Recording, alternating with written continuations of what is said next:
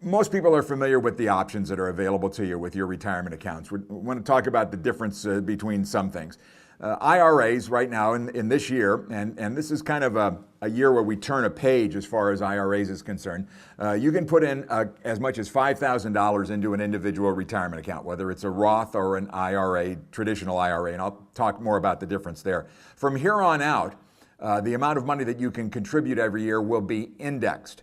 It will be indexed to inflation. Well, as you know, that means there's no increase this year from last year because the way they calculate inflation, the cost of living, there was no index bump up, but it probably will be happening next year when that comes around. I think you need to make a decision if you're going to use an IRA about which one is right for you, the traditional or the IRA. And the main difference, of course, is the tax treatment on the money that you put to work in there. In a traditional IRA, your money grows tax deferred. In an IRA, your money grows tax free. Pretty big difference there. There's a big difference there. Why is there a difference? Well, let's take a look at tax deferred accounts. If you put your money into a tax deferred account, you get a little bit of a break, perhaps, by being able to deduct the amount of money that you put into the account from your taxes in that year. But from then on forward, the money will grow, and the only time it is taxed is when that money leaves the account, either by you or by your beneficiaries on the account. So you're putting off paying taxes to sometime in the future.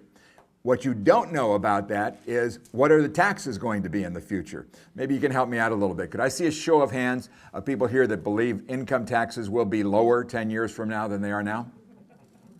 Okay, so what you're doing is postponing taxes to pay them at a higher rate. I'm no rocket scientist, but that doesn't make a lot of sense to me. I'd rather take advantage of the Roth IRA, which gives you the opportunity to go ahead and put after-tax dollars into the account, but have it grow completely tax-free from there. Tax-free for you, tax-free for your beneficiaries, no mandatory distributions from the account. When you reach 70 and a half, it just has a lot more benefits. You can make the very same investments in the two accounts if you're so inclined.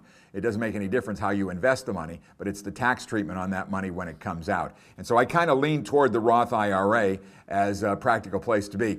And by the way, if you're over the age of 50, you get a little bit of a spiff in here. You get to put an extra $1,000 in every year. That's called a catch-up contribution. So you raise your contribution level from $5,000 to $6,000. So there's some benefits in doing that.